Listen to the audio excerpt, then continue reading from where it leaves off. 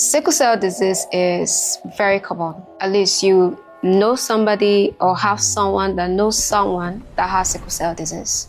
On today's episode of nutrition-related health conditions, our S is for sickle cell disease. Sickle cell disease is an inherited blood disorder that causes the body to produce abnormal hemoglobin. Now, hemoglobin is that part of your red blood cells that help to move oxygen to every part of your body. Healthy red blood cells are round and move easily through your blood vessels. But in sickle cell patients, due to abnormal hemoglobin, the blood cells are shaped like letter C. This has three implications. One, due to the abnormal hemoglobin, the red blood cells can't carry oxygen efficiently to all parts of the body. This leads to tiredness, shortness of breath, and other symptoms of anemia. Also, healthy red blood cells can live up to like 90 to 120 days. But in sickle cell patients, the sickle cells are fragile and have a much shorter lifespan, like 10 to 20 days. This further worsens anemia and inflammation. Two, because the blood cells don't move freely in the blood vessels and are also sticky, they clump together and may block blood vessels, restricting blood flow to various organs of the body. This is the reason for the frequent pain crisis. Three, insufficient or lack of blood flow to vital organs, including the spleen. This can cause damage and can result in frequent infections or multiple organ failure. Now, nutrition can significantly improve the quality of life of sickle cell patients by addressing the challenges at all these stages. So here are a few general tips. One, unlike the rest of us that need 2 to 3 liters of water, patients with sickle cell anemia need 4 to 5 liters of water daily. This helps to prevent the clumping of red blood cells, which means fewer crises. Two, while most of us need 2 to 3 servings of fruits per day, sickle cell patients need 5 servings